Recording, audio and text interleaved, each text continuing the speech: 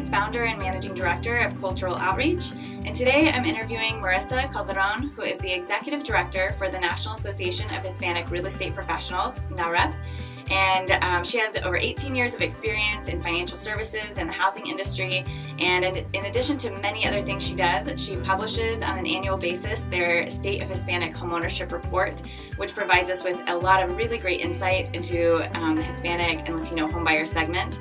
From that report, we know that since 2010, Hispanics and Latinos have accounted for 60% of the growth in homeownership in the country. And so it's just incredibly important that we really understand how to better reach and serve this community of homebuyers.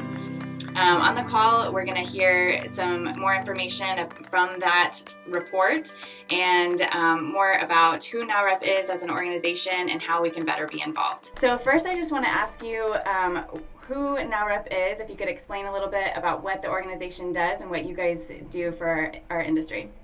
Great. So NAHREP is the country's largest Hispanic business organization. Ultimately, at our core, we're a business organization. Our greatest constituency are individuals within the real estate and housing sector. So by and large, our members are real estate agents, they're brokers, loan officers, anyone that's really involved in that housing transaction, primarily residential, but some commercial as well. And we're very much a mission-focused organization. Our mission is to advance sustainable Hispanic homeownership, and we do that in a few key ways. One is through advocacy work, which I'm involved in quite a bit at the federal level. It's not something that we do at the state level, primarily because that's not the highest and best use of our resources. And the other two ways are interconnected. With our membership specifically, we focus on providing them with networking opportunities that help to put them in the same space with others within our industry, some Hispanic, but all of whom serve the Hispanic market and are top producers, successful individuals that are really moving the industry to help them to be better at what they do. And then the other way that's interconnected with that is by providing them with business development, learning, educational opportunities through our in-market events or at our national conventions that help them to be better at what they do, because what we believe is that if they're able to be very successful, then they're going to be more likely to help their clients to achieve their goals. Yeah, that's great.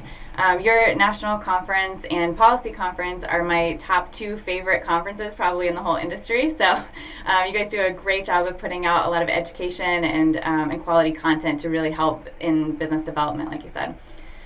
So since you are one of the primary authors for the State of Hispanic Homeownership report, could you provide a couple of the primary or major insights that you found from the 2016 report?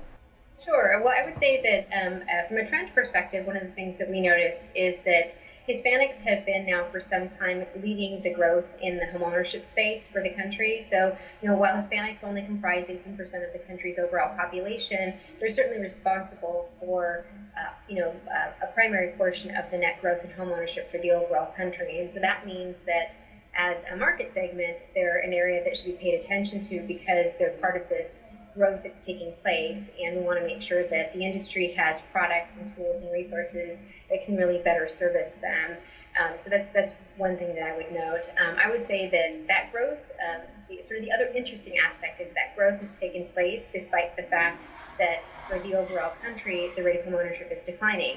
So Hispanic homeownership continues to grow. It's broken away now a 2-year trend from the overall homeownership rate progression for the country. So there are some interesting factors behind that, and I would say that the nuance that's part of what we look at is what helps us to better understand why that's the case, because it's one thing to certainly note that that's happening, but the why is important. Mm-hmm. And as a whole, the population is younger than the overall population of the U.S., and they're really entering into their prime home buying years, so that's one of those factors. And then the other that I would say that is sort of more cultural and nuanced is that the community is very aspirational and links homeownership closely with stability for family and as a primary means of wealth generation, both of which are really important. So that aspirational nature coupled with the fact that there's an entry into the prime home buying years and they have the capacity and means to purchase homes is kind of a perfect storm of a population that is driving homeownership. Yeah, that's interesting. Is there anything that you would note specifically that lenders should keep in mind as they try to better serve this community? Yeah, I would say that one of the things that I find most interesting as a Hispanic person within our industry is that there aren't a lot of us. If I think about my own career path in financial services and now as part of housing, it really was kind of an accidental, fortuitous situation. It wasn't intentional. And I would say that that tends to be the progression for most Hispanics who find themselves in financial services, housing, real estate, and, kind of any part of that segment of the industry. And so, if we look at the percentages of Hispanics who are part of the industry, about 4% of LOs, 7% of real estate agents, and if you factor that kind of in comparison to the market growth that's taking place from that community, there should be more people that are from the community that are part of the profession, because it's a great profession. Whether you're in mortgage or you're selling homes as a real estate agent, it's a great way to make a living. And so the industry really needs to be thoughtful about making a path forward and making the career opportunities that are available intentional, so that you can have people within the industry that can better serve this market segment. And those companies that do will find that they really create an opportunity for themselves to differentiate themselves from their competitors. Yeah, absolutely. That's great. We're already seeing a lot of, companies that are doing that successfully are just increasing in size and, revenue really quickly. So the last question I want to ask you is just how can people get involved and be supportive of NAHREP as an organization? So NAHREP exists in 52 markets across the country right now. We're on a growth pattern that's a pretty fast clip, and we're going to be in 75 different markets by the end of the year. So for those that live in one of those markets, whether it's Boston, Nashville, Los Angeles, any of those markets, you could certainly get involved at a very low barrier of entry as a regular standard member, and attend chapter events, become part of that NAHREP community there, and basically create contacts and a network for yourself that you might not already have.